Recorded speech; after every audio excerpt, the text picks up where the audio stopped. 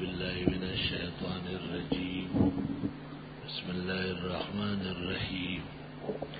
أقيموا الصلاة وآتوا الزكاة واركعوا مع الراكعين. اللهم صل على محمد وعلى آل محمد كما صليت على إبراهيم وعلى آل إبراهيم إنك حميد مجيد.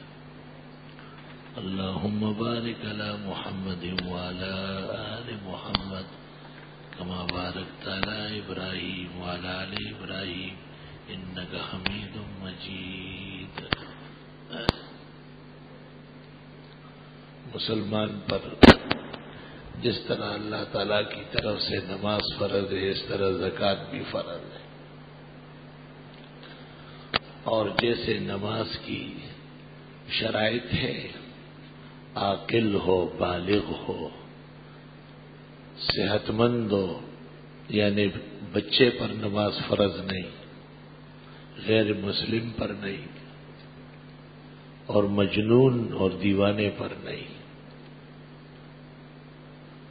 اس طرح زکوٰۃ بھی غیر مسلم پر نہیں، بچوں کے مال پر نہیں، مجنون اور دیوانے سے فرائض کا کیا تعلق؟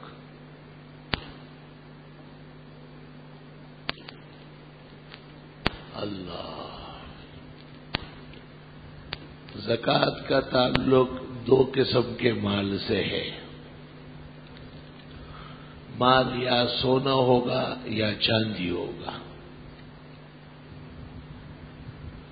سونے کا نصاب مقرر ہے 20 مسقال، اور چاندی کا نصاب مقرر ہے 100 درہم، 200 درہم۔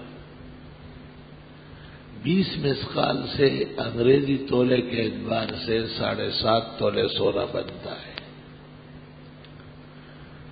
اور 200 درہم چونکہ درہم چاندی کا ہوتا تھا، اس سے انگریزی تولے اور حساب کے اعتبار سے 52.5 تولے چاندی بنتی ہے۔ یہ سونے اور چاندی کا نصاب ہے۔ سونے کا نصاب سونے کے لیے ہے اور چاندی کا نصاب چاندی کے لیے بھی ہے، اور بقیہ چیزوں میں بھی یہ نصاب مقرر ہے۔ یہ کہنا ٹھیک نہیں ہے کہ کسی زمانے میں 7.5 تولے سونا اور 52.5 تولے چاندی یہ ایک قیمت کی تھی، اس کا مجھے کوئی دلیل نہیں نظر آئی، کیونکہ سونا مستقل نصاب ہے، چاندی مستقل نصاب ہے۔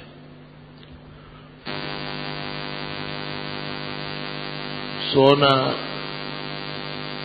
کسی شکل میں بھی ہو، پہننے کے زیورات ہو یا اینٹوں میں ہو یا برتنوں کی شکل میں ہو، سونا جس شکل میں ہوگا اس کو اصل مال کہتے ہیں۔ سال پورا ہونے کے بعد اس کی کل قیمت پر 2.5% سکہ رائج الوقت کے اعتبار سے زکوٰۃ فرض ہو جائے گی۔ 7.5 تولے سے اگر کم ہے، 7.25 تولے ہے، یا 7.5 تولے میں چند رتیاں یا ماشے کم ہیں تو فقہاً زکوٰۃ فرض نہیں ہے۔ فقہ اپنے شرائط سے نہیں ہٹتا، شرائط پختہ رہے گی۔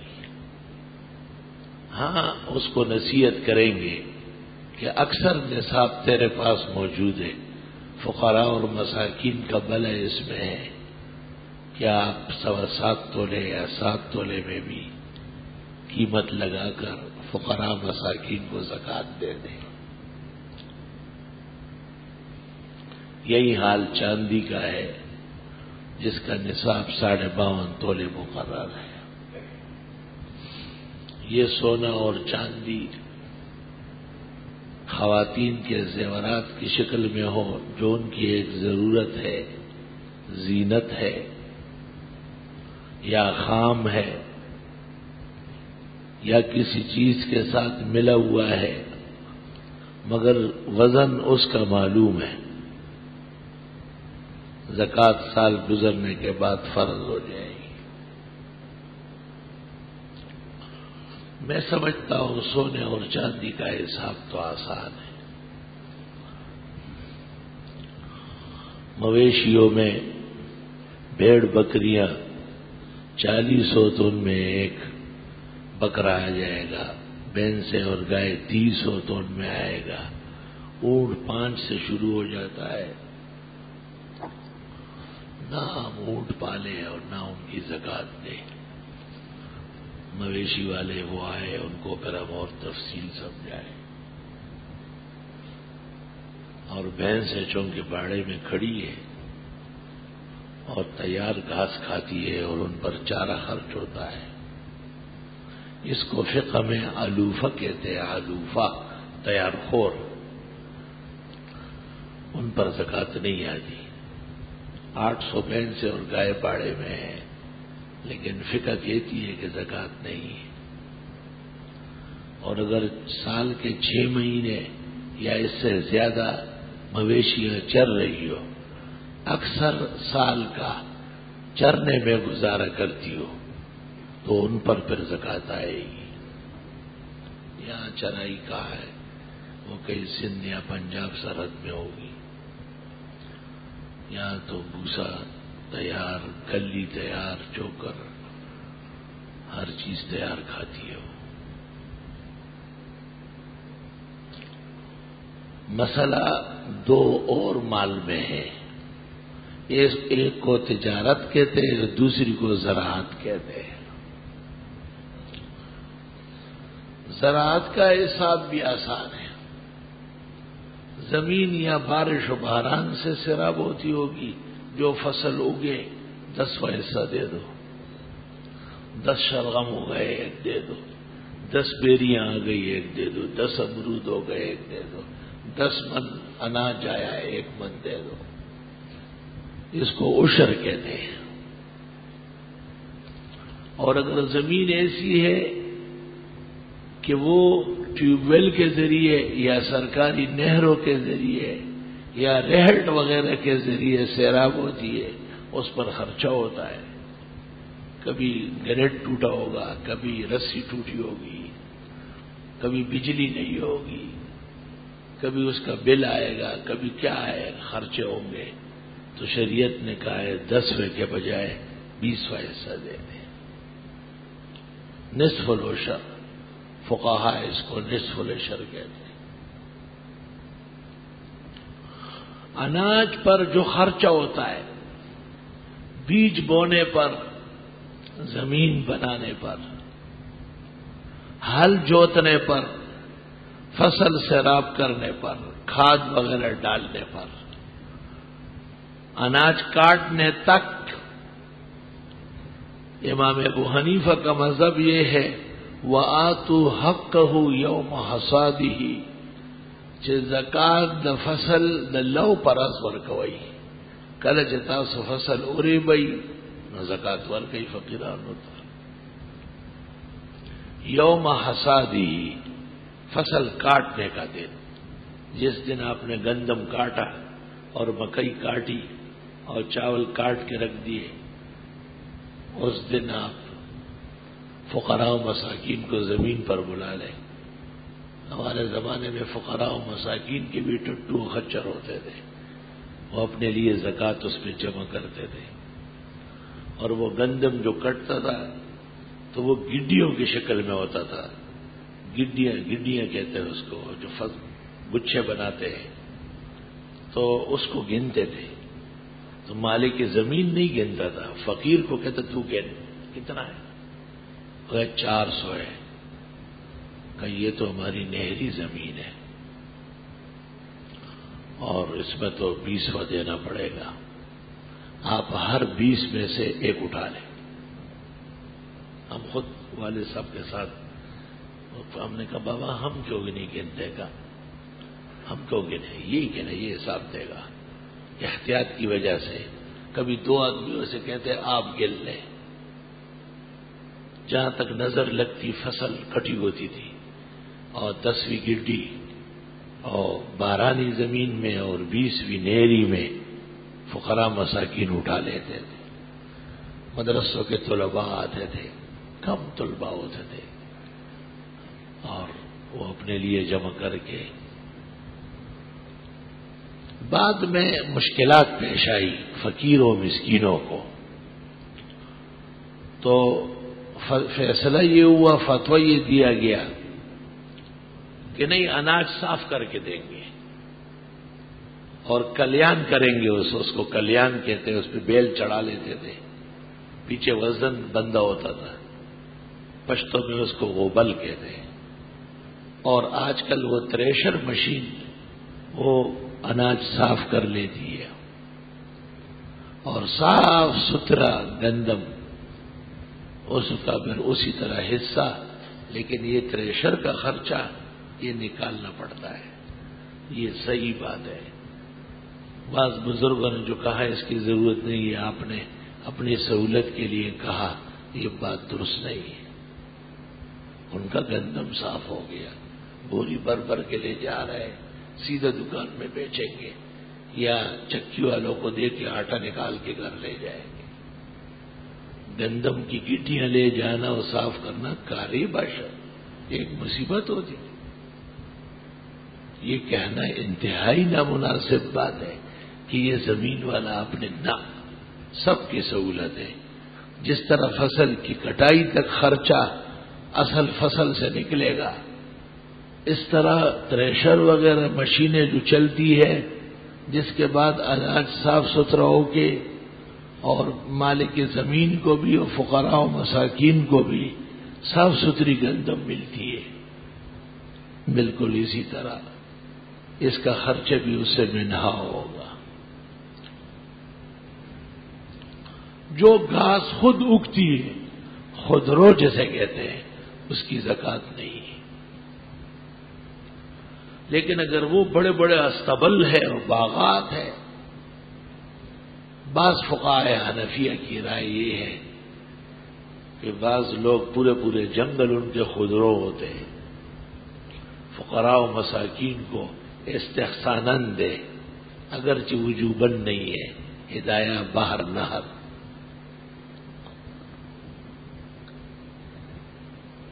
اللہ،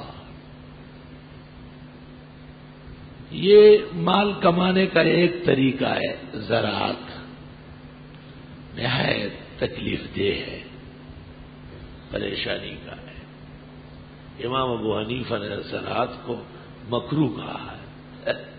نہ ان کے اوقات ہوتے نہ جماعت ہوتی ہے.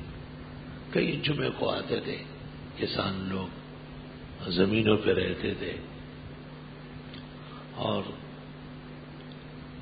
کسی کے 100 من گندم ہو گئے نا تو وہ کہتے ہیں 1 پاؤ بھی نہیں ہوا ہے.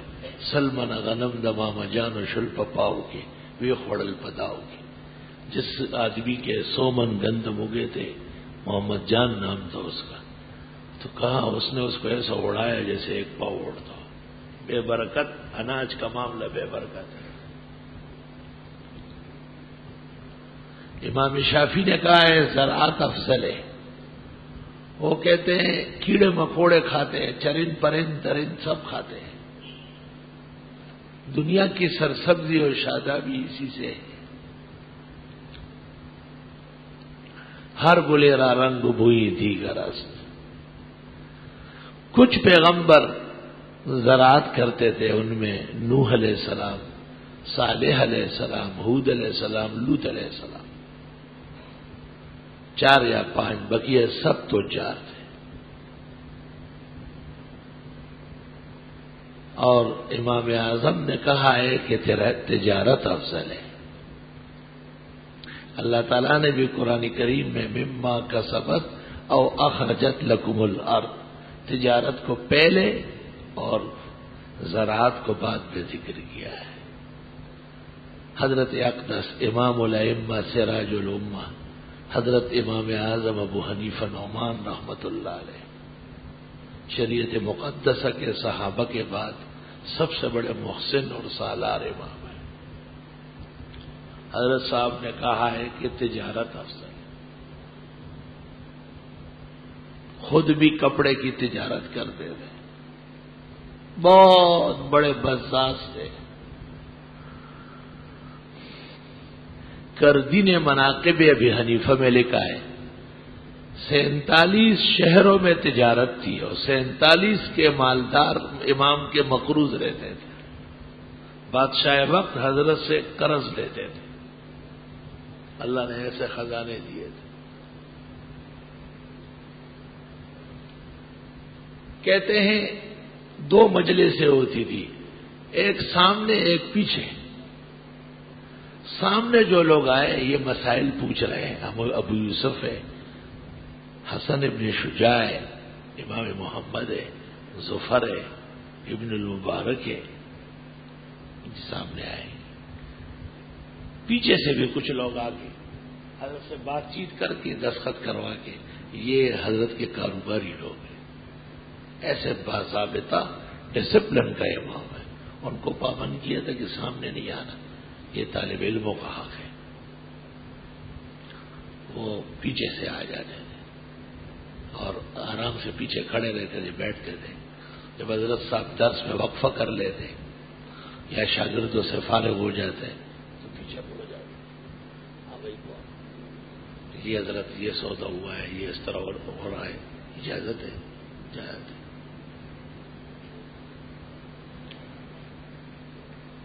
امام ابو حنیفہ سے منقول ہے، اللہ تعالیٰ نے مجھے بطور امتحان کے اتنا مال دیا ہے کہ میں اپنے ملک کے تمام لوگوں کو خرید سکتا ہوں، لیکن میں نے کبھی غلام اور کنیز نہیں رکھی، کیونکہ میرا مذہب ہے کہ انسان آزاد پیدا ہوتے ہیں اور اسلام نے غلامیت ختم کر دی ہے، اس لیے کسی کو غلام نہیں بنانا۔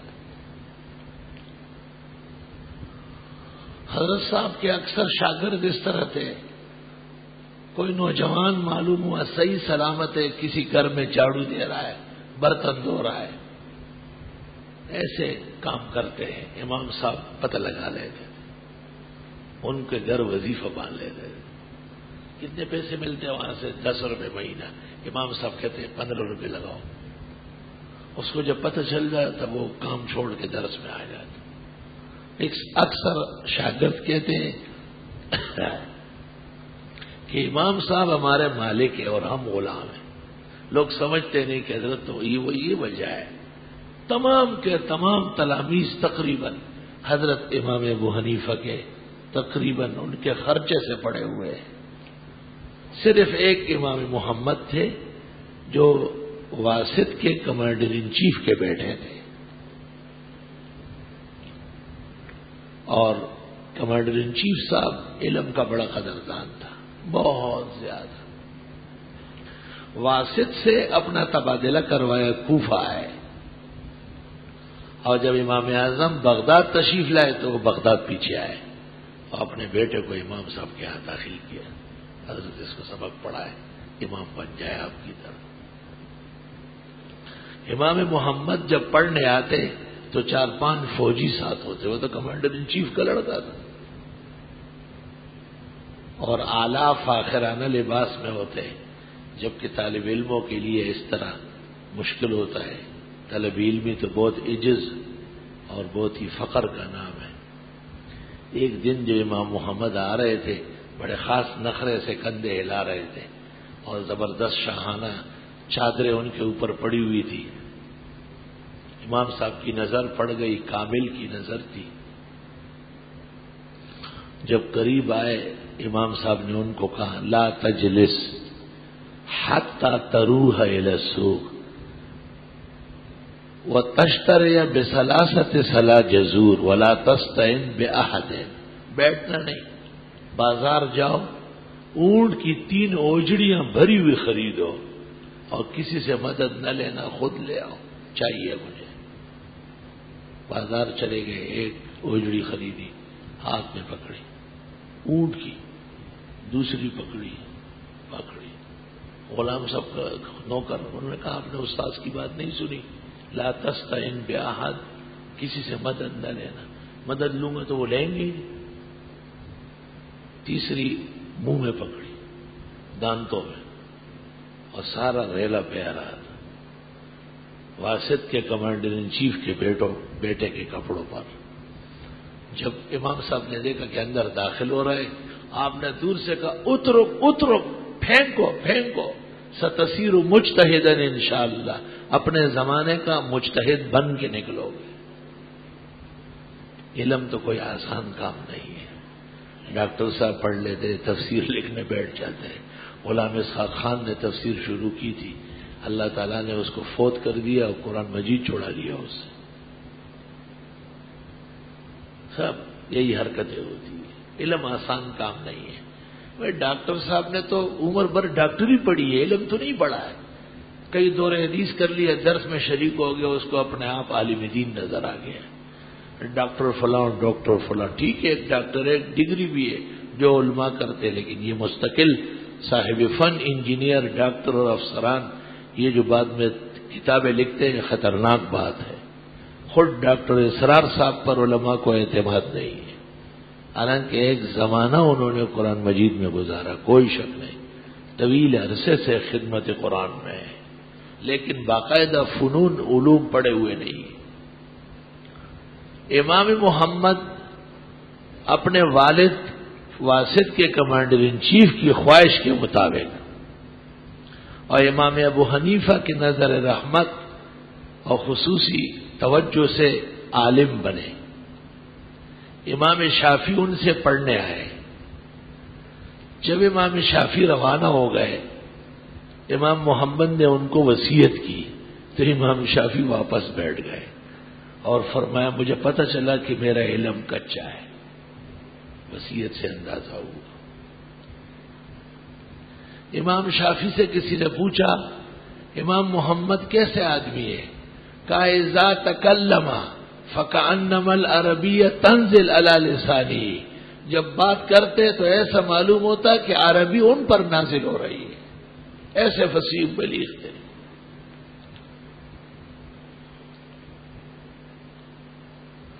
امام محمد نے ایک کتاب لکھی ہے، اس کا نام ہے الاقتصاب فی الرزق المستطاب، حلال روزی کمانے کے جائز طریقے، تجارتی اصول کیا ہے.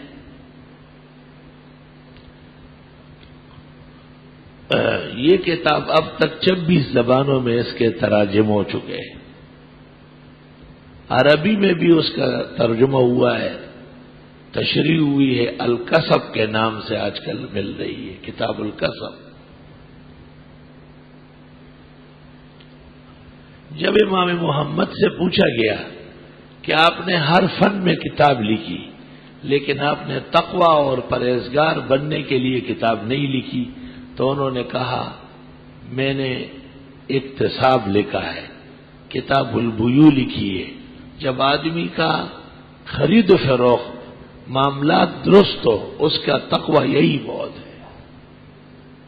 تقوی کے لیے یہی بہت ہے کہ بازار میں کھڑے ہو کر کے بھی حلال و حرام کا فرق کرتا ہو.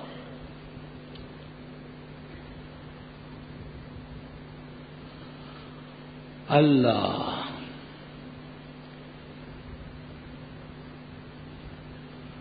اللہ، بازار میں اور منڈی میں حلال و حرام کا فرق بہت مشکل ہے.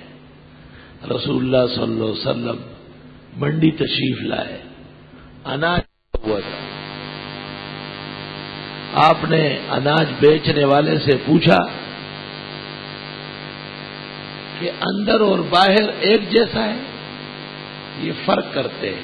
کریٹ میں نیچے کچے آم سڑے ہوئے ڈال لیتے ہیں، اوپر خوبصورت بڑے بڑے چونسا رکھ لیتے ہیں تاکہ خریدار کو جلدی ہوتی ہے، سیٹ صاحب نے بس گاڑی کے گھر جانا ہے، تو ایک لائن صحیح ہوتی ہے، بقیہ سب سڑی ہوئی. تو جار کے مزاج میں جب یہ عادت ہو، ان کی تجارت برباد ہو جاتی ہے.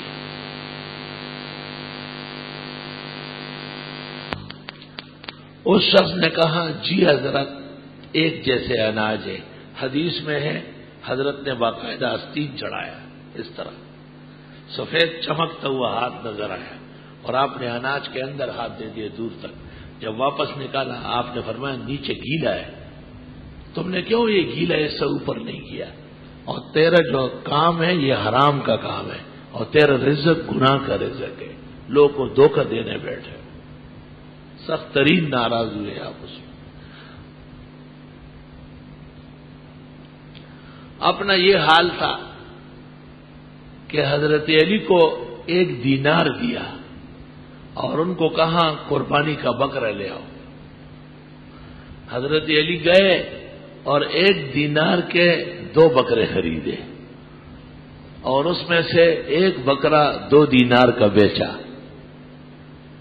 1 بکرا بھی لے آئے 2 دینار بھی لے آئے۔ آپ بہت خوش ہوئے، علی کو دعا دی اور فرمایا بکرا رکھو، دینار تو رکھ، پیغمبر درہم و دینار جمع کرنے نہیں آتے، یہ مجھے نہیں چاہیے صلی اللہ علیہ وسلم۔ شان ہے آپ کی، عظمت ہے، ایک بڑائی اللہ نے بندے کی حیثیت سے دی، کائنات اس کے سامنے زیر نقطے کے برابر نہیں۔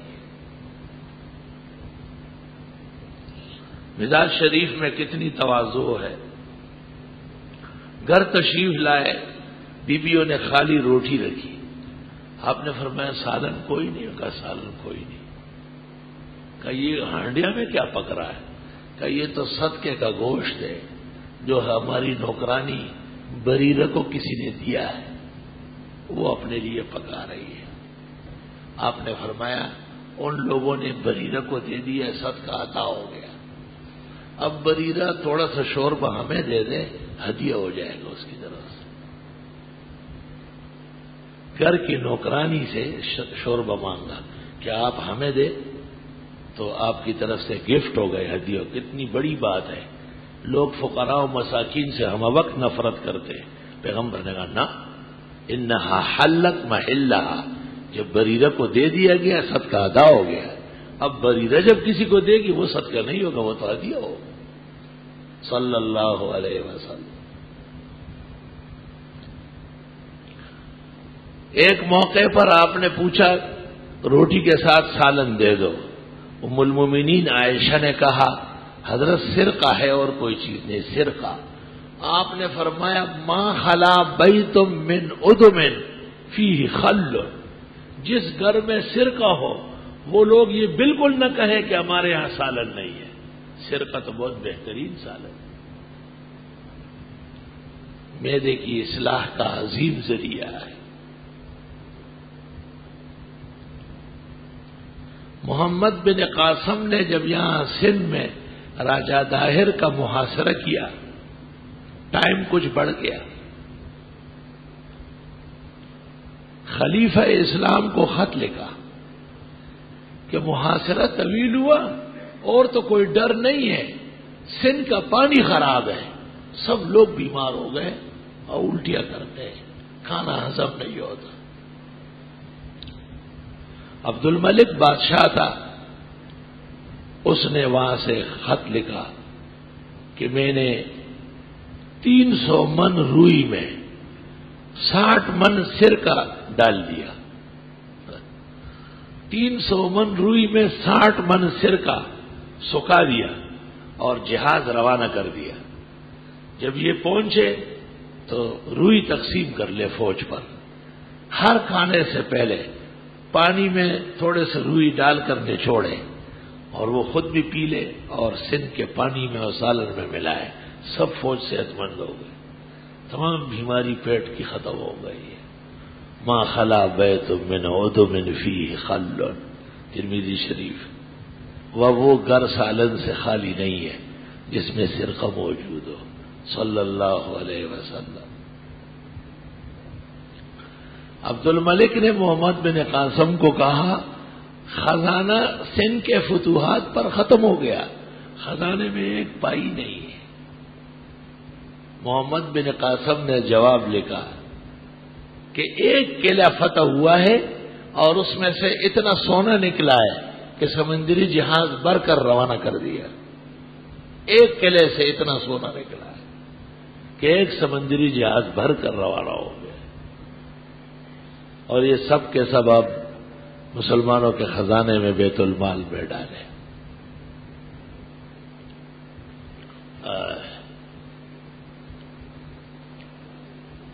تجارت کسب حلال صدق اور سچائی کے ساتھ جائز کاموں کی تجارت جائز ہے، ناجائز کام کی تجارت ناجائز ہے۔ جو کام شرعاً جائز ہے اس کی خرید و فروخت جائز ہے، جو کام شرعاً ناجائز ہے اس کی خرید و فروخت کمیشن ایجنٹ، دلال، آلے کا ذریعہ، یہاں تک کہ اس تجارت کے لیے مکان بنگلہ دینا بھی حرام ناجائز ہے، وہ بھی تعاون علی المعصیت ہے، گناہ میں ساتھ دینا ہے۔ تجارت میں جو چیز بنیت تجارت ہو، خواہ وہ ریت ہو، پتھر ہو، مٹی ہو، کائنات کی کوئی چیز ہو، نیت تجارت کی ہے، اس پر زکوٰۃ آئے گی، لیکن زکوٰۃ کا تعلق نصاب سے بھی ہے کہ اس کا جمع بما فائدے کے 52.5 تولے چاندی کی قیمت کے برابر ہو، 52.5 تولے چاندی کی قیمت کے برابر اس کا سرمایہ ہو، سال گزرنے کے بعد اس پر زکوٰۃ آ جائے گی۔ نقد مال سکہ رائج الوقت اور تجارات دونوں اصل پونجی بما نفع کے سال کے اختتام میں اس سے زکوٰۃ دینا واجب ہو جائے گا۔ مثلا ایک آدمی کوئی کاروبار کر رہا ہے، پیسہ ڈالا ہوا ہے 50,000 روپے، اس پر فائدہ آ گیا 15,000، 75 ہو گیا، 65 ہو گیا، اب سال کے اختتام پر 65,000 کی زکوٰۃ دی جائے گی۔ یہ 15,000 ایک مہینہ پہلے آیا، 15 دن پہلے آیا، زکوٰۃ دینے سے پہلے جو فوائد ہوتے ہیں وہ اصل کے ساتھ جمع ہوتے ہیں، اور اصل پر سال پورا ہے، لہذا فوائد پر سال پورا ہوئے بغیر اصل کے ساتھ جمع ہو کر زکوٰۃ دی جائے گی۔ اعتبار سال کے اخیر کا ہے۔ تجارت اس نے شروع کی ہے 50 لاکھ کی، سال کے بیچ میں بن گیا 70 لاکھ، زکوٰۃ کا مہینہ جب آ رہا تھا وہ رہ گیا 1 لاکھ، زکوٰۃ 1 لاکھ کی ہے، بھلے بقیہ رقوم 1 مہینہ پہلے صرف ہو گئے، قرضوں میں چلے گئے، تجارتی کام میں بند ہو گئے۔ یاد رکھنا مال تجارت 2 قسم کا ہے، ایک منجمد ہے اور ایک جریان ہے۔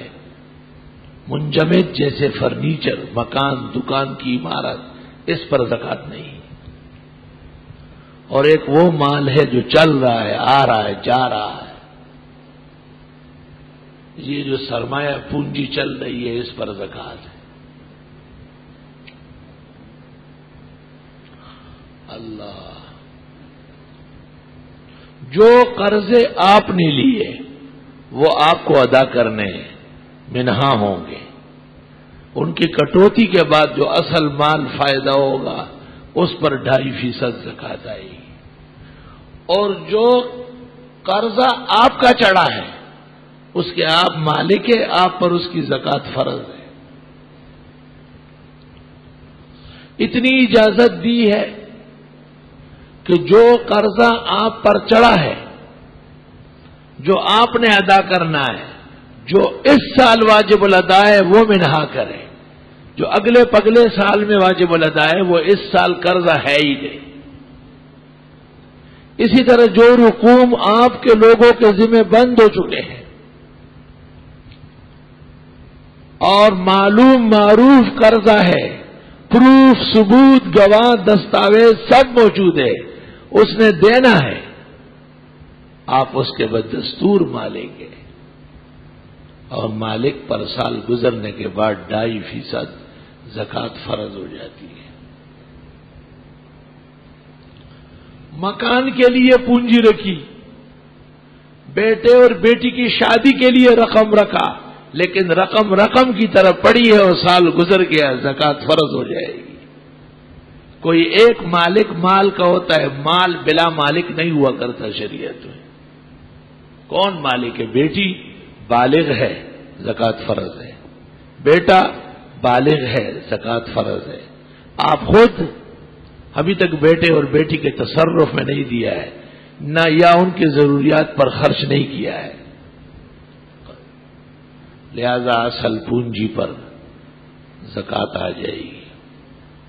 فقہاء نے تو یہاں تک لکھا ہے کہ حج کے لیے رقم رکھتے ہیں۔ آج کل تو حج کا بھی ٹھیک ٹھاک پیکیج ہوتا ہے۔ تسنیم بھائی پتہ نہیں 2,10,000 کتنا لیتے ہیں؟ 2 لاکھ پورا ہے۔ اور کوئی اس دن ایک آدمی مجھے کہہ رہا ہے حج نہیں کرنا ہے۔ میں نے کہا کیسے؟ کہا 2,50,000 روپے دے دیں۔ میں نے کیوں؟ کہنے لگے کھانا نہیں کھاؤ گے؟ بہت اچھا کھانا کھلاؤں گا۔ میں نے یہ تو شکاریوں کا طریقہ ہے، ہم حج کرنے جائیں گے، اپنا کھانا کھائیں گے، پیسے بچائیں گے۔ میں نے کہا 2,40,000 کے تو پورا خاندان حج کرتے ہیں، تو اسلام آباد سے ویزا لگ جاتا ہے حج کا اور ٹکٹ لے لیتے ہو، چلو بھائی الحمدللہ کھانا تو بہت ہے، کھانے کی کیا کمی ہے، اتنے پیسے لوگ۔ یہ ان لوگوں کے لیے جو کہیں نکلے نہیں، وہاں کا پتہ نہیں، پریشان۔ تسنیم بھائی کے لوگ ان کے ساتھ ہوں گے، ادھر جاؤ ادھر جاؤ، چل پیسہ کو کپ گیا۔ پریشانی تو اٹھاتے ہیں، یہ حضرات آسان نہیں ہے۔ میں نے کہا 2.5 لاکھ میں ہم 5 آدمی حج کریں گے۔ کہ یہ کیسے؟ میں نے کہا حج کے دن آنے تو آپ کو دکھاؤں گا کیسے ہوتا ہے یا نہیں۔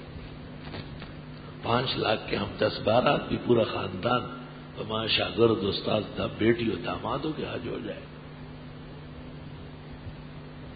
اب ایک آدمی نے تسنیم بھائی سے سن لیا کہ بھئی 2.5 لاکھ 2 لاکھ چاہیے، وہ اس نے رکھا اور منظوری نہیں ہوئی، سال پورا ہو گیا، زکوٰۃ فرض ہو گئی۔ ایک آدمی نے مکان بنانے کے لیے اچھا خاصی رقمیں مکانوں کو چاہیے، اور رقم کی طرف پڑی ہوئی ہے اور سال مکمل ہو گیا، زکوٰۃ فرض ہو گئی۔ چاہیے تھا کہ زمین خرید لیتا، سریا بک کروا لیتا، سیمنٹ والے سے معاہدہ کر لیتا کہ کچھ رقم لے لو، کچھ بعد میں دوں گا، مجھے اچھے ریٹ پر سیمنٹ دو گے۔ یعنی مال قبضے سے نکالنا ضروری تھا، مال قبضے میں رہ گیا اور سال پورا ہو گیا، زکوٰۃ آ جائے گی اس پر، زکوٰۃ آ جائے گی اس پر۔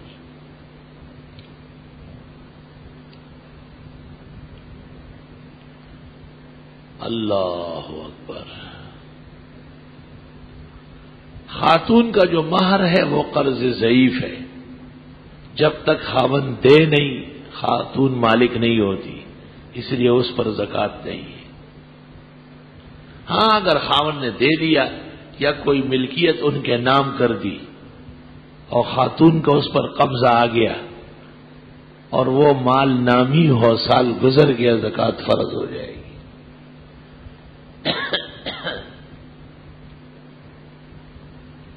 اللہ،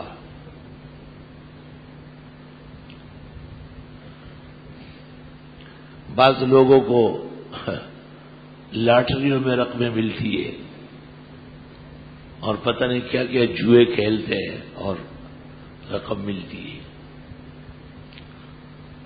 تو اس کا بھی مالک بنتا ہے۔ صحیح بات یہ ہے کہ حرام کا بھی مالک بن جاتا ہے اور اس کو بھی زکوٰۃ دینا چاہیے۔ شاید اس وجہ سے اللہ اس کے دل پر رحم کرے اور وہ حرام سے توبہ کر لے۔ ایک آدمی کے 3 لاکھ روپے تنخواہ ہے اور مجھے کہا کہ میں حج کے لیے قرضہ لینا چاہتا ہوں۔ میں نے کہا یہ کیوں؟ ایک تنخواہ سے حج ہو جائے گا۔ کہنے لگا نہیں بینک کی نوکری ہے۔ تو میں نے کہا پیسے قرض کہاں سے لوگے؟ کہا بینک کے جنرل مینیجر سے۔ تو میں نے کہا وہی نجاست اور یہودیوں کے در سے لا رہے ہو، فرق تو کچھ نہیں ہوا، وہ جو ہیڈ آف دا بینک آپ کو دے گا وہ بینک سے ہی دے رہا ہے، تو یہ بات تو ٹھیک نہیں ہے۔ دوسری بات یہ کہ بینکوں کی نوکریاں علی الاطلاق ناجائز نہیں ہے. جو لوگ سود میں اعلی کار ہیں ان کا رزق خراب ہے، لیکن جو بینک کے مزید کھاتوں میں ہیں ان کا کاروبار تنخواہ کا عوض درست اور صحیح ہے. یہ فتویٰ اول دن سے غلط دیا گیا کہ بینک والا سارے حرام خور ہیں، بینک والوں کے ساتھ قربانی نہیں ہو سکتی. بینک والا اگر آپ کو بوتل پلائے یا چائے پلائے وہ بھی غلط ہے. یہ سب غلط فتویٰ کا. میں نے پہلے دن سے ان بزرگوں کی موجودگی میں کہا تھا کہ یہ فتویٰ صحیح نہیں ہے. خدا نخواستہ اگر یہ فتویٰ کامیاب ہو جاتا تو بینک اسلامی حدود سے نکل کر کفر کے قبضے میں چلے جاتے اور مسلمان مفلس ہو جاتے. یہ ٹھیک ہے کہ بینکوں میں بڑی غلطیاں ہیں، بڑی کوتاہیاں ہیں اور ان میں ربائیت چل رہی ہے، لیکن اس سے کوئی انکار نہیں ہے کہ بینک دنیا کے نظام کا ایک حصہ ہے اور اسلام دنیا کے کسی نظام کو ختم نہیں کرتا، اس کی اصلاح کرتا ہے. اصلاح ضروری ہے بہت. یہ بھی غلط فتویٰ تھا کہ سب لوگ بینکوں سے نکل گئے اور پھر روتے ہوئے واپس آ گئے، کیونکہ جتنی تنخواہوں نے بینک دیتا ہے اتنی تنخواہ کہیں نہیں مل سکتی. 60,000 ہو، 1 لاکھ ہو، 1.5 لاکھ ہو، 3 لاکھ کا عادی ملازم پیشہ وہ 8,000 اور 10,000 پر کیا گزارا کرے گا؟ اکثر دماغی بیماریوں میں مبتلا ہوگا. میں پہلے ہی کہتا تھا کہ مکروہ سمجھ کر کام جاری رکھے، جب اس کے بہتر اللہ عطا فرمائے تو چھوڑ دے. پہلے ایک فرقے کے لیے کہا گیا کہ وہ نظامی مال میں بڑے ماہر ہیں، پھر کہا گیا بینکاری بالکل حرام ہے، اور اخیر میں اپنے بینک کھول لیے گئے اور اس کے اوپر لیبل لگا لیا اسلامی بینک. اسلام آئے نہیں پاکستان میں تو بینک کیسے اسلامی ہو گیا؟ سب بینکاری اسٹیٹ بینک کے نیچے ہے اور اسٹیٹ بینک سود کا گھونسلہ ہے. ایسی صورتحال میں کسی بینک کا مولوی کا نام استعمال کر کے اور غلط فتویٰ استعمال کر کے اس کو اسلامی بینک کہنا اسلام کے نام پر مسلمانوں کا ایمان لوٹ رہا ہے اور خود لوگ اس کے اعلی کار بنے ہیں.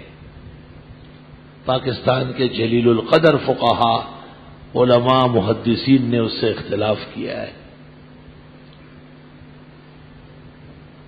اگر گدھے کو بچڑا کہا جائے تو حلال نہیں ہوگا، اگر کتے کو بکرا کہا جائے تو کبھی بھی حلال نہیں ہوگا. اگر گٹر لائن سے کوئی لائن اپنے گھر لے آئے اور فریج کے ساتھ اس کا بٹن لگائے اور اوپر لکھ دے آب حیات، آب زمزم، اس سے کبھی بھی زمزم نہیں بنے گا. وہ غلط ہے، غلط در غلط ہے. کوئی بینک پاکستان میں اسلامی اصول کے مطابق نہیں. جن اہل علموں نے اس کو اسلامی کہا ہے اللہ ان کا یہ جرم معاف فرمائے اور بہت جلد اللہ ان کو صدق اور سچ کی توفیق دے.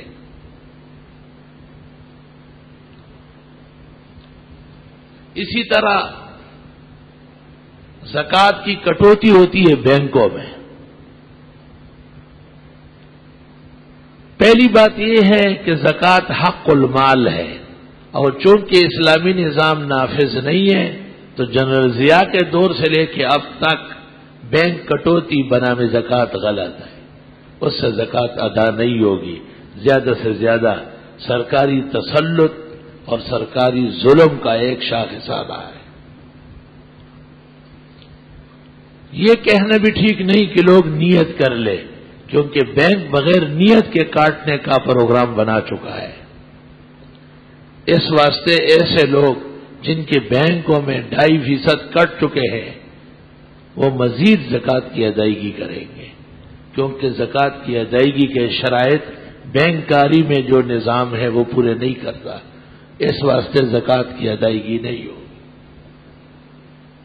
پاکستان کے سب سے بڑے مفتی محمود نے یہ فتویٰ دیا تھا اور آج تک وہی فتویٰ نافذ ہے، اور سرکاری اہلکاروں نے جو فتوے لکھے تھے اس کی کوئی شرعی حیثیت نہیں.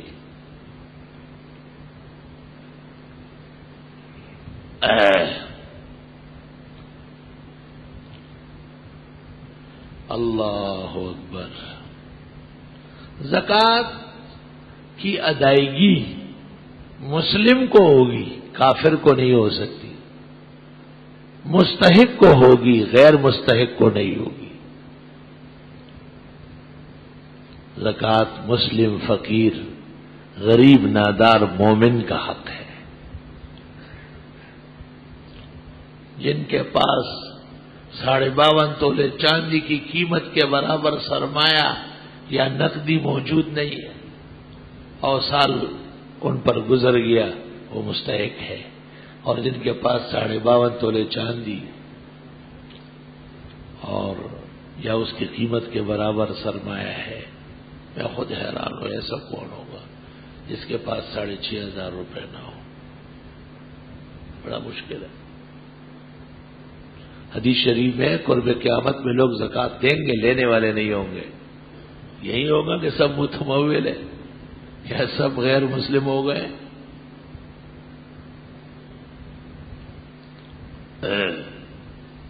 ایک فقیر میرے پاس آیا، یہاں گلشن میں گھومتا پھرتا ہے. ایک فقیر میرے پاس آیا، سائل ہے، گداگر ہے. کہنے لگا گداگر کے پاس اگر پیسہ بڑھ گیا وہ کیا کرے گا؟ میں نے کہا گداگر کے پاس کیسے بڑھ سکتا ہے؟ کہا ایک گداگر ایسا ہے جس کے پاس 37 لاکھ ہے. میں نے کہا زکوٰۃ دے گا، مالدار ہو گیا.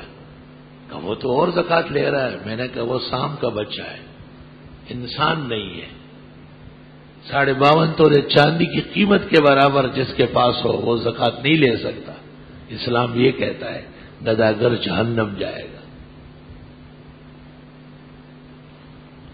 ہم یہ سمجھتے ہیں کہ دینی مدارس اللہ نے مسلمانوں کی ضرورت مال کے پورا کرنے کا ذریعہ بنایا. یہاں طلباء آتے سب مسافر ہوتے ہیں، گھر سے انہیں مشکل سے کوئی خرچہ ملتا ہے یا نہیں ملتا. مدرسے میں کھانا کھاتے ہیں، ناشتہ کرتے ہیں. مدرسہ ان کو صابن تیل کا مہینہ پیسہ دیتا ہے، اس کو وظیفہ کہتے ہیں. کپڑے مالداران لاتے ہیں، ہم ان میں بانٹ دیتے ہیں. بعض طلباء کو علاقے میں جانے کے لیے کرایہ دیا جاتا ہے، کرایہ تک دیتے ہیں. بیمار ہوتے ہیں تو علاج معالجہ مدرسے کی طرف سے فنڈ سے ہوتا ہے، اور یہ فنڈ تقریباً زکوٰۃ کا ہوتا ہے. بعض لوگ 2 اشکال کرتے ہیں. ایک اشکال یہ کرتے کہ سادات ہوتے ہیں، تو عجم میں سادات معتبر نہیں ہے. اور ابن عابدین نے لکھا ہے کہ سید اگر طالب علم ہو فقر کی وجہ سے یہ چیزیں کھا سکتا ہے، اگرچہ ہم احتیاطاً غیر زکوٰۃ ملاتے ہیں تاکہ وہ بھی کھا سکے. دوسرا اشکال یہ کرتے ہیں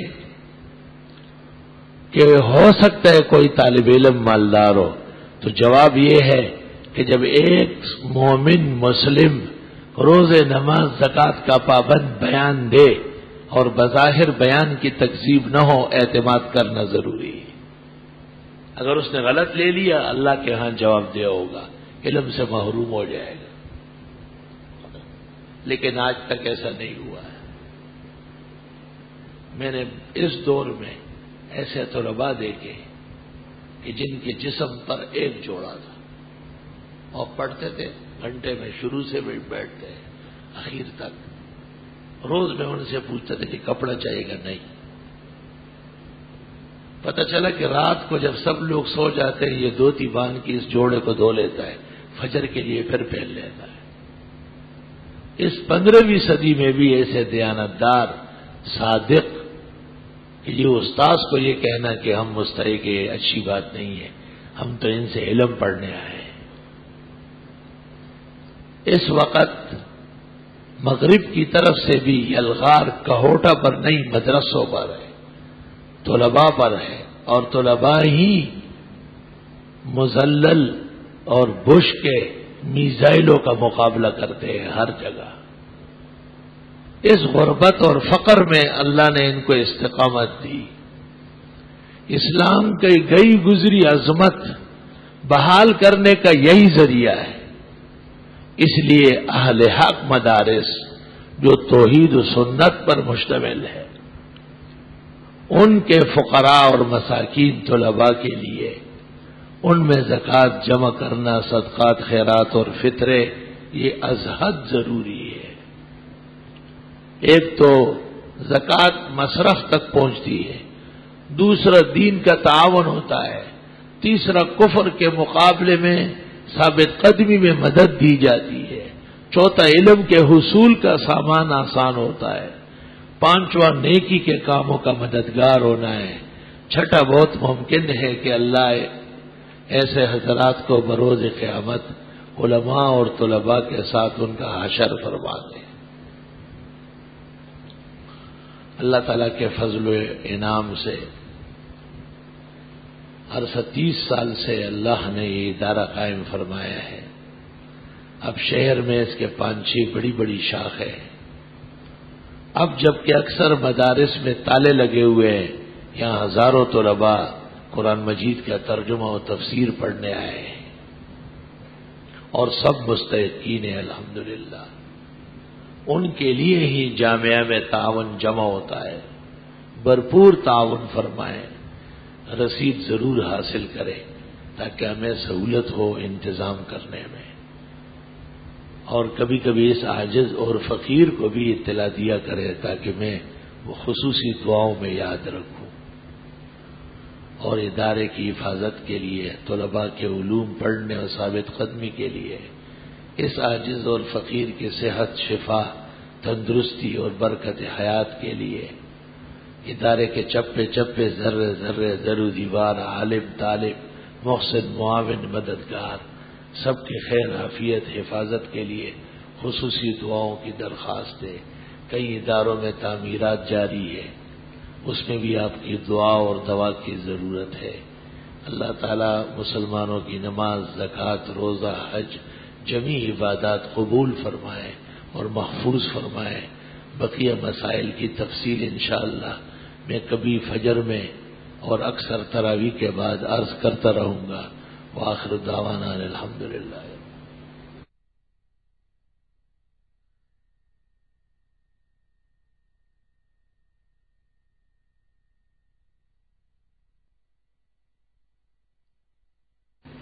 بسم اللہ الرحمن الرحیم۔ پوچھا ہے کہ نماز میں دونوں ہاتھ کو کہاں رکھے؟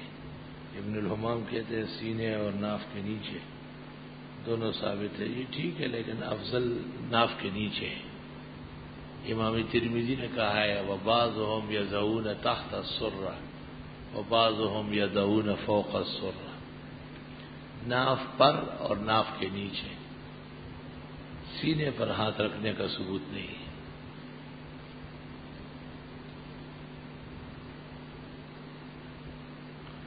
قرآن کا تراویح میں سنت ہے، اگر تراویح کی نیت امام رکوع میں کر لے اور کیا جائے تو بھی سنت پوری ہو جاتی ہے۔ ان تراویح کی نیت مقتدی کچھ دیر آرام کرنے کے بعد کرے۔ نیت سے کیا مراد ہے؟ دل سے جو جانتے ہیں کہ تراویح ہے بھئی یہ نیت ہے نا، اور کوئی بھینس سنڈا باندھ رہا ہے نیت کر کے گیا، یہ جاننا کہ تراویح پڑھ رہا بھئی یہ نیت ہے۔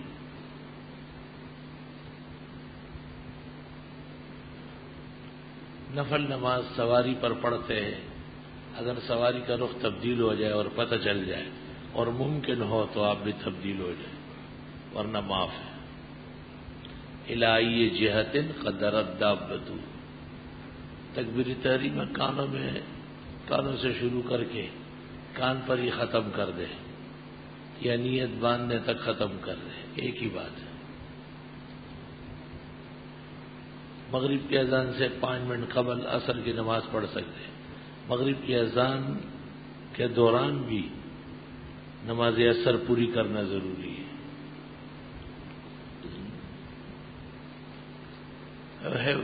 احب یا جبریل بحق یا وہاب یا مستطیع جزام یا ودود، یہ وظیفہ میرے علم میں نہیں ہے، یہ بزرگوں کے اپنے تجربے ہیں۔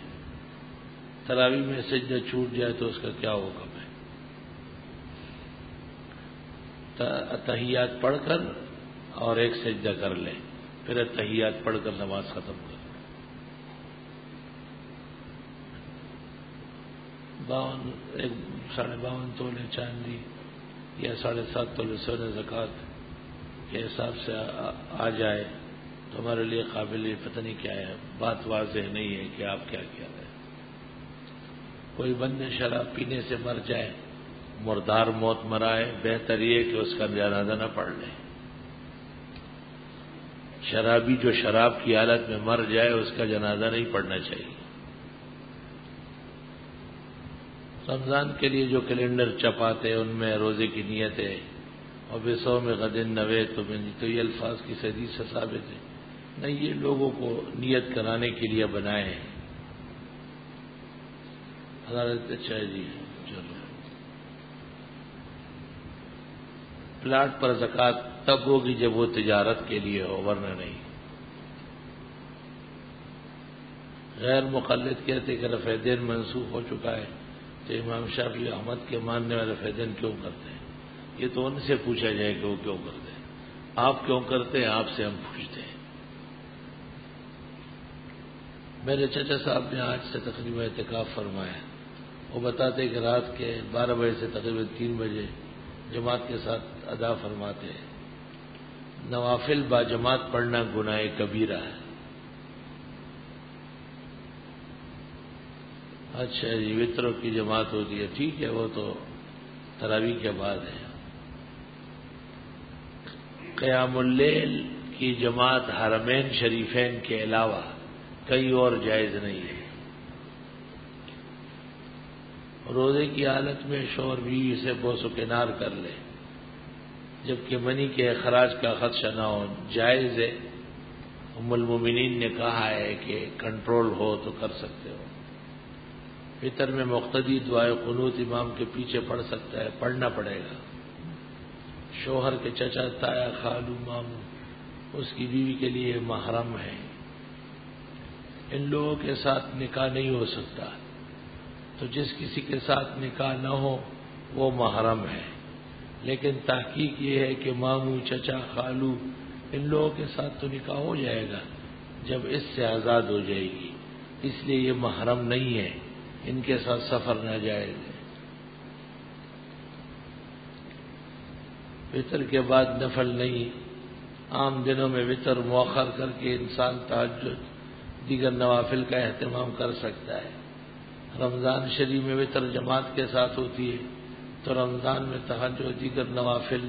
رمضان شریف میں تہجد و قیام اللیل نہیں ہے، اس لیے وطر با جماعت پڑھائے جاتے ہیں. میں کوئی بات کروں تو مجھے فکر ہوتی ہے، میں اس بات کو سوچتا ہوں کہیں جھوٹ تو نہیں ہوگی. میں بات کرتے وقت بڑا گھبراتا ہوں. احتیاط اچھی چیز ہے. میری ذاتی بزنس ہے، اس کاروبار کی رقم سے میں نے زمین خریدی، اس پر زکوٰۃ کا کیا حکم ہے؟ اگر زمین خریدنے وقت نیت تجارت کی ہے تو زکوٰۃ ہے، ورنہ نہیں ہے. عشاء کی نماز جماعت کے ساتھ نہ پڑھ سکے تو وطر جماعت کے ساتھ پڑھ سکتے ہیں. عشاء کی نماز بالکل نہ پڑھنے والا وطر با جماعت نہیں پڑھے گا. اور تراویح کی جس کو 1 رکعت بھی نہیں ملی وہ بھی وطر با جماعت نہیں پڑھے گا. ایک حافظ تراویح میں قرآن میں ختم کرتا ہے اور اس کے بعد اپنے خرچے سے سننے والوں کی دعوت کرتا ہے. بہت اچھی بات ہے، لیکن یہ کوئی خاص ثواب والا کام نہیں ہے. ثواب والا کام یہ ہے کہ جتنے لوگوں نے پیچھے پڑا ہے ان سے دعوت کرائے. وہ جو پیچھے کھڑے ہیں وہ کس جنگل سے نکلے ہوئے ہیں کہ ان کو یہ کھلا رہا ہے وہ نہیں کھلاتے.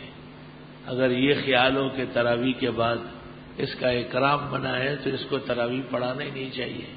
جو قرآن کی عزت کا قائل نہیں ہے اس کا قرآن پر ایمان کہا ہے. افضل و بہتر یہ ہے کہ جن لوگوں نے پیچھے تراویح پڑھی وہ دعوت کا اہتمام کریں. ختم قرآن پر کھانا کھلانا بدعت نہیں ہے. دعوت خوشی اور تقریب کی شکل ہے، اعزاز ہے. اس کو بدعت کہنے والے خود بدعتی ہے. حضرت عمر نے جب فاتحہ ختم کی اونٹ ذبح کر کے دعوت کی ہے. کتنا سونا ہو جس کے اوپر زکوٰۃ دینا چاہیے، لیکن آج کل 1 تولے سونے کا قیمت 1 تولے اور 2 تولے سے کوئی فرق نہیں پڑے گا۔ اصل مسئلہ یہ ہے کہ نصاب 7.5 تولے ہے، 1 تولے کی قیمت 16,000 اور 20,000 ہے۔ آپ زکوٰۃ چاندی کے حساب سے دینا چاہے تو دے دے، لیکن یہ فرض نہیں ہے۔ ایک شخص کے موبائلوں کی مارکیٹ ہے، اوپر بیٹھنے کے لیے ڈیڑھ بنا رکھا ہے، ہر سال رمضان کے مہینے میں صرف عشاء کی نماز تراویح کا اہتمام کرتا ہے، باقاعدہ اذان دی جاتی ہے، فرض نماز پڑھ کر تراویح ہوتی ہے، بڑی جامع مسجد مارکیٹ سے 30-40 قدم کے فاصلے پر ہے۔ یہ درست اور صحیح ہے، کوئی حرج نہیں۔ ہماری طرف مسجد کا امام ہے جو کہ عالم دین بھی ہے، جمعرات کے آغاز میں 7 ستمبر 1974 کا واقعہ بیان کرتے ہوئے چند بڑے علماء کے نام لیے، جن میں نورانی کے نام سے یاد کیا۔ ساتھ میں وضاحت کی کہ وہ جیسے بھی تھے انہوں نے ختم نبوت کے سلسلے میں بہت خدمات کی، اس لیے ان کو علامہ نورانی کہنے میں حرج نہیں۔ یہ غلط کہا ہے، جھوٹ بولا ہے۔ نورانی صاحب ختم نبوت کے زمانے میں بھاگ آئے تھے، اور وہ جیل سے بچنے کے لیے مشہور واقعہ ہے بریلویوں میں، وہ ختم نبوت کی جیل سے بچنے کے لیے بھاگے تھے۔ وہ ختم نبوت کے امیر مولانا یوسف بن نوری تھے، اور اسمبلی میں گفتگو مفتی محمود نے کی۔ ہاں، چونکہ یہ بھی قومی اسمبلی کا ممبر تھا تو اس کو بھی دستخط کرنے پڑے۔ ختم نبوت کے لیے نورانی کی خدمات کا پراپیگنڈا بدعتیوں کی طرف سے بے محل اور جھوٹ پر مبنی ہے۔ اگر کسی کے گھر میں کمرے کے اندر ہی بیت الخلاء ہو اور کمرے میں نعت بیان تلاوت چلائی جائے اور بیت الخلاء میں آواز آئے، کوئی حرج نہیں ہے۔ روزے میں غسل کرے تو کلی کو کیسے کرے؟ کلی ہلکی سی کرے۔ روزے میں سواد کا ریشہ منہ میں چلا جائے، کوئی حرج نہیں، ڈالے نہیں، تھوکے۔